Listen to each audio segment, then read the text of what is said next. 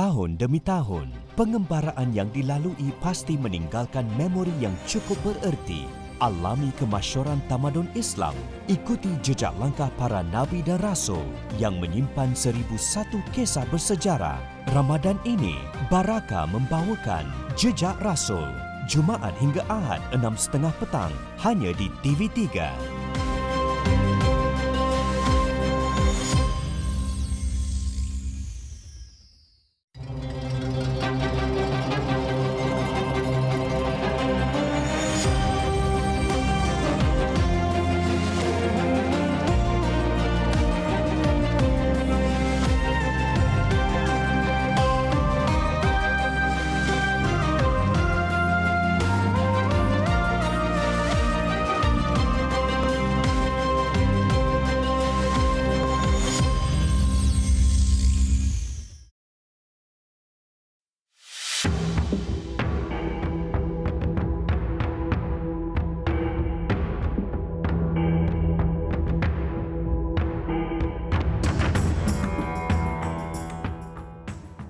Kedah, negeri tertua dan terawal menerima Islam. Di Kuala dan muara sungainya jugalah tibanya kuasa asing yang mahu menjajah Kedah. Kota Kuala Kedah menyaksikan pengkhianatan Inggeris yang berpaling tadah menyokong serangan Siam. Kota Kuala Kedah menjadi saksi alim ulama telah bermandi darah bersama rakyat Kedah untuk menebus kemerdekaan negeri ini. Sejak ratusan tahun, kapal-kapal berlayar mengikut tiupan angin. Sebelum Pulau Pinang dimajukan oleh penjajah Inggeris, pengembara dari barat akan singgah di pelabuhan Kuala Sungai Merbuk, Kuala Sungai Muda atau di Kuala Kedah, terutama selepas melepasi Laut Andaman sebelum meneruskan perjalanan melalui Selat Melaka ke Laut Cina Selatan dan Lautan Pasifik. Ia penting sebagai stesen persinggahan untuk mendapatkan bekalan air tawar dan juga makanan ketika berlindung daripada badai monsun atau menunggu peralihan angin.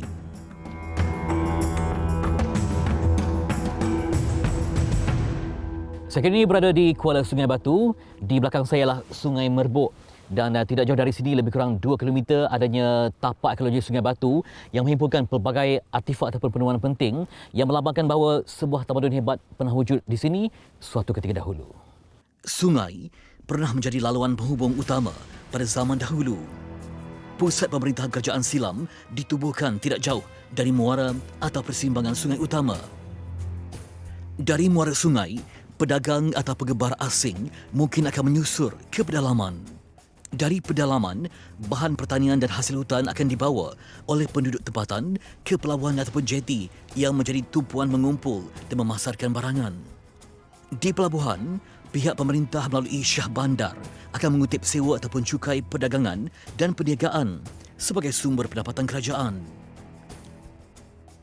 Dari Kuala Sungai Merbuk inilah bermulanya ketamadunan awal Kedah. Ia bukan sahaja menarik persinggahan pedagang asing, bahkan menarik kehadiran penjajah. Perluasan kuasa Empayar Sriwijaya yang berasal dari Palembang dan kemudiannya dinasti Chola yang berpusat di India Selatan ke wilayah Kataha atau Kandaram ini membuktikan kepentingan Kedah tua dalam sejarah peradaban dunia.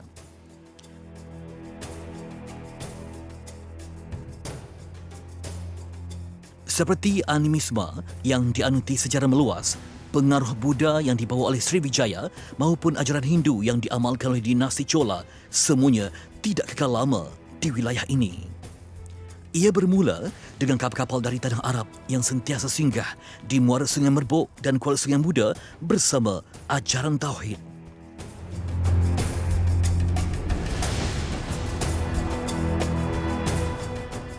Dari Kuala dan muara jugalah tibanya seruan Tauhid yang mengakhiri zaman kegelapan jahiliah, animisme, Hindu dan Buddha di Lembah Bujang setelah rajanya beriman.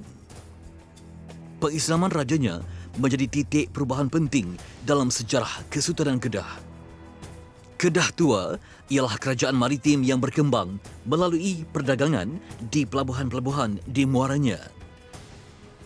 Melalui pelabuhannya juga, Islam tiba dibawa oleh pedagang dan alim ulama Arab seperti Syekh Abdullah Al-Kumairi dan 11 orang sahabatnya. Dakwah di Kedah tetap berterusan sekalipun ulama dari Yaman itu meninggal dunia. Pada zaman silam, kepentingan pertahanan dan keselamatan negeri juga bersandar kepada kawalan keluar masuk di muara sungai utama. Atas faktor strategik itulah, kota Kuala Kedah ini dititahkan supaya dibangunkan semula oleh Sultan Muhammad Jiwa Zainal Abidin Shah II pada awal kurun ke-18 lalu. Kekebalan kota Kuala Kedah teruji semasa Perang Kedah Siam atau Musuh Bisik. Permusuhan berpanjangan selama 2 dekad itu bermula dengan serangan mengejut Angkatan Raja Ligor penghujung tahun 1821.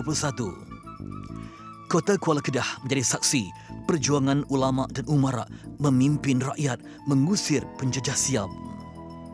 Sebanyak 4 serangan balas Angkatan Perang Kedah dilancarkan mulai tahun 1826.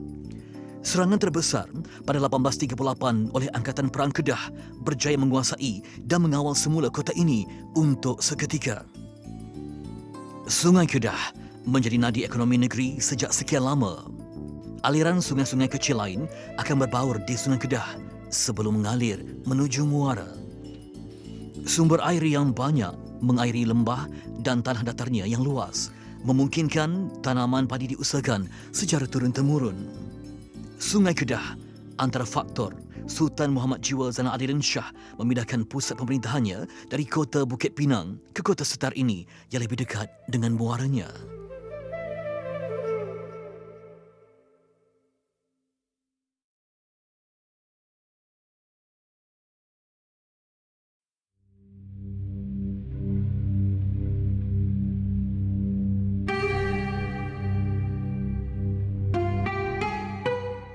Ini ialah makam Sultan Muzaffar Shah I, Sultan Kedah yang pertama beriman itu.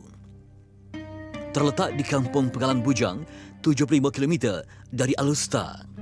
Teks sejarah negeri Kedah menyatakan Kesultanan Islam bermula di kota Bukit Meriam di Kuala Muda.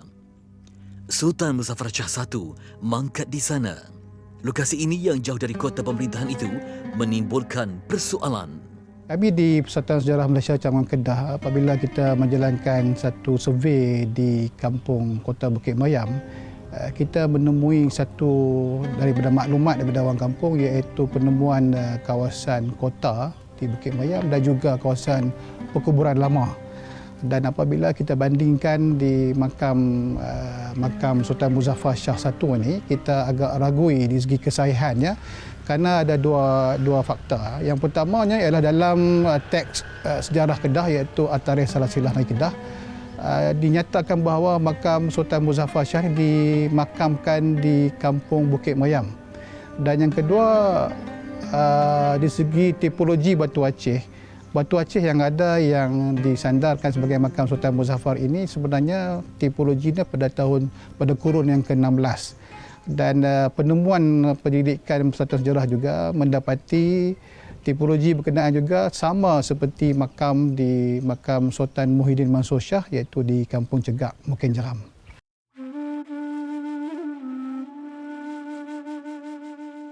Kota Bukit Meriam ialah pusat pemerintahan pertama Kesultanan Kedah sebelum berpindah ke 7 pusat pemerintahan berikutnya selama hampir 9 kurun.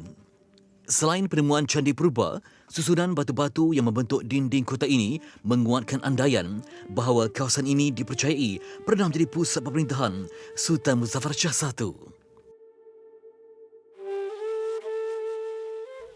Ini ialah sisa kota pertahanan yang masih wujud sehingga ke hari ini, dan mengikut catatan sejarah dalam At-Tarikh Salasilah ada 3 orang sultan yang pernah bersemayam di sekitar kawasan ini, iaitu Sultan Muzaffar Shah I, Sultan Muhammad Shah dan Sultan Muazzam Shah. Dan di sini bongkar-bongkar batu inilah kota pertahanan yang mencerminkan simbolik seorang raja yang memerintah. 200 meter dari kaki Bukit Meriam ialah kawasan ini yang dipercayai langgar atau makam diraja. Sebuah makam lama yang dipercayai milik Sultan yang memerintah di kota Bukit Meriam pernah berada di sini. Menurut At-Tarikh Salasilah, terdapat 3 orang sultan yang pernah bersemayam di kota Bukit Meriam. iaitu Sultan Muzaffar Shah I, Sultan Muazzam Shah dan Sultan Muhammad Shah. Ketiga-tiga mereka dikatakan dimakamkan di Langgar, Kota Bukit Meriam. Ia telah dipindahkan ke tanah perkuburan Masjid Sintok Bugis ini hampir 2 km dari lokasi asal. Batu desain ini diperbuat daripada batu kawi yang kini masih dalam kajian. Batu nisan tu ada beberapa bentuk dan salah satunya adalah satu batu nisan yang agak besar, lebih kurang dalam 1,5 meter dan daripada jenis batu kawi. Dan satu lagi batu nisan yang lain adalah batu nisan yang kecil lah. Dan kesemua batu-batu nisan yang lama ini telah dipindahkan ke Masjid Sintok Bugis. Bentuknya yang unik menimbulkan andaian. Adakah ia milik salah seorang daripada 3 sultan yang pernah bersemayam di Kota Bukit Meriam? Ataupun ia milik Sultan Muzaffar Shah, Sultan Kedah yang pertama beriman itu?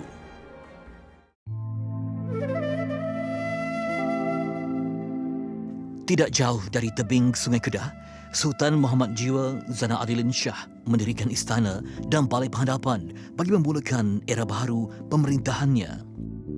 Baginda juga mengasaskan Masjid Negeri. Selain memudahkan Sultan berulang alik berjemaah ke masjid, ia umumnya menempatkan para alim ulama yang sering mengadakan kuliah pengajian. Lokasinya perlu berhampiran dengan balai penghadapan bagi memudahkan Sultan merujuk alim ulama sekiranya timbul sebarang permasalahan. Rekaan dan seni bina Masjid Zahir dirujuk kepada pelan Masjid Azizi Kesultanan Langkat Tanjung Pura, Sumatra Utara sebagai panduan utama. Pada tahun 1912, masjid ini dikenali sebagai Masjid Diraja dan dibuka secara rasmi pada tahun 1915. Ia dinamakan Masjid Zahir atau Zarah yang membawa pengertian kecantikan atau kesucian. Sempena majlis perasmiannya pada 15 Oktober 1915, Tunku Mahmud telah membaca khutbah manakala Sultan Abdul Hamid Halim Shah mengimamkan solat Jumaat. Antara keunikan masjid yang bercirikan seni bina Timur Tengah ini ialah pada tiang-tiangnya. Keindahannya ialah 261 batang tiang konkrit yang dibahagikan kepada 4 jenis, iaitu tiang sebatang, tiang kembar 2, tiang kembar 3 dan tiang kembar 4. Tiang berkembar 4 digunakan untuk menahan berat kubah induk. Reka bentuknya diinspirasikan daripada seni bina Korintian yang dihiasi ukiran bermotif flora. Tidak ramai yang menyedari Masjid Zahir dibangunkan di tanah pusara Syuhada Kedah yang gugur daripada serangan Siam pada tahun 1821. Sebagai masjid diraja, Masjid Zahir mendapat perhatian Sultan yang memerintah. Bukan sahaja dari aspek fizikalnya sebagai masjid terindah pernah dibina pada zamannya, bahkan turut menggiatkan fungsinya sebagai pusat tumpuan rakyat dan juga alim ulama.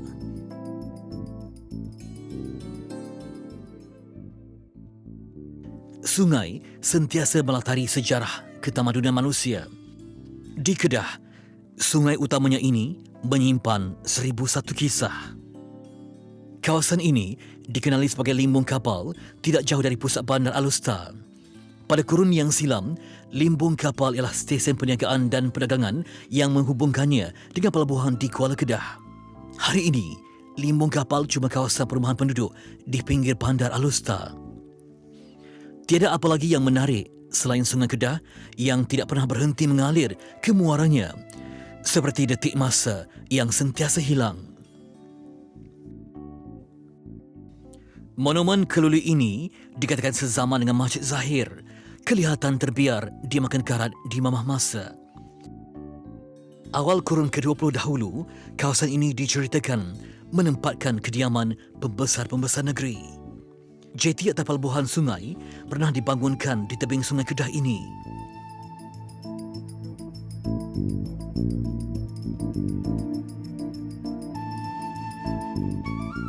Zainal Abidin Kasim berusia 61 tahun. Beliau seorang kontraktor. Beliau membesar di limbung kapal. Datuk dan neneknya yang bekerja sebagai pembantu rumah Syekhul Islam Wan Sulaiman bin Muhammad Siddiq telah membeli sebidang tanah tapak rumah milik ulama itu. Dan sehingga kini namanya masih dikekalkan, iaitu Madrasah Al-Hamidiyah, tapi bagi orang kampung lebih terkenal sebagai Madrasah Pak Wan, ya.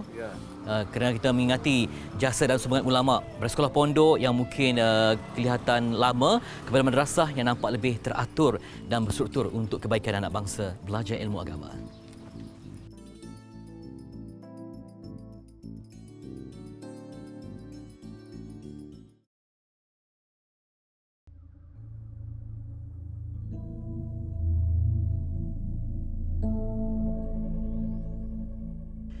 Surau penduduk ini dinamakan Madrasah Hamidiyah bagi mengenang jasa Syekhul Islam yang mengasaskan madrasah pertama negeri Kedah di Limbung Kapal. Sementara nama Limbung Kapal itu sendiri menggambarkan kepentingan dan fungsinya suatu masa dahulu, iaitu tempat perahu atau kapal berlabuh. Dulu semasa lebih kurang kita ingat dah ratusan tahun dulu, kawasan-kawasan perahu besar, tongkang dan sebagainya yang singgah membawa barang seperti beras, makanan, bahan-bahan makanan singgah di muara Limbung Kapal ini. Di Limbung Kapal, arus masa membawa pembangunan dan perubahan. Sama ada hilang atau dilupakan, sejarah Madrasah Hamidiyah Limbung Kapal ini tersemat dalam kenangan sebagai nama surau penduduk kawasan ini. Pengasasnya seorang tokoh ulama yang mendapat pendidikan di Mekah. Beliau memohon perkenan Tuanku Sultan Abdul Hamid Halim Shah untuk memulakan sistem madrasah pertama dalam sejarah pendidikan Islam negeri Kedah. Melalui sistem madrasah, pengajian agama dan bahasa Arab diajar melalui pendekatan baharu yang berbeza daripada sistem pengajian pondok. Lanjutan daripada Madrasah Hamidiyah Limbung Kapal, Syekhul Islam itu bersama pemangku Sultan Kedah, Tunku Mahmud, kemudiannya berjaya mengasaskan Maktab Mahmud. Maktab Mahmud melengkapkan sistem madrasah yang dimulakan Syekh Wan Sulaiman Wan Muhammad. Syekhul Islam Wan Sulaiman Wan Siddiq amat cintakan ilmu dan berjasa dalam memajukan sistem pengajian Islam di Kedah Darul Aman. Dan selepas kejayaan Madrasah Hamidiyah Limbung Kapal menyaksikan perubahan yang baik kepada sistem pengajian Islam di negeri ini. Sebagai contoh, tertubuhnya Maktab Mahmud ini adalah hasil idea Syekhul Islam dan Tengku Mahmud yang menyaksikan anak-anak Kedah dapat belajar ke luar negara termasuk di Al-Azhar Mesir. Madrasah ini ataupun Maktab Mahmud ini ditubuhkan pada 16 Jun 36 setahun selepas pemergian seorang yang hebat yakni Syekhul Islam Wan Sulaiman Wan Siddiq. Antara usaha terbesar ulama itu ialah memodernkan institusi pengajian Islam dengan menerapkan konsep madrasah yang lebih sistematik dan tersusun. Berbanding dengan konsep pengajian pondok tradisional yang bersandarkan kepada ketokohan ulama yang mengendalikan pusat pengajian, pendidikan madrasah berjalan mengikut sistem pengurusan dan pentadbiran yang tersusun. Biarpun terdidik dalam sistem pengajian tradisional yang berpusat di Mekah Al-Mukarramah, sifat kesederhanaan dan keterbukaan seorang ulama terserlah menerima idea dan pendekatan baharu dalam pendidikan dan dakwah menjadi teladan dan sebutan.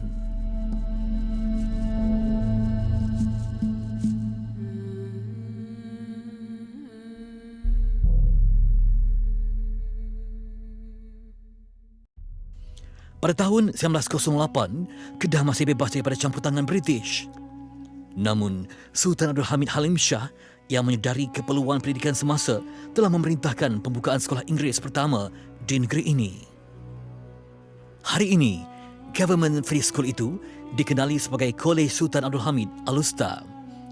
Government Free School itu terletak di antara dua monumen hari ini, iaitu Balai Nobat dan bangunan Mahkamah Tinggi yang dijadikan Galeria Sultan Abdul Halim. Pengetuanya yang pertama ialah Muhammad Iskandar, guru kanan Penang Free School. Malangnya, apabila dibuka pada 8 Disember 1908, sekolah aliran Inggeris itu tidak begitu mendapat sambutan masyarakat Melayu.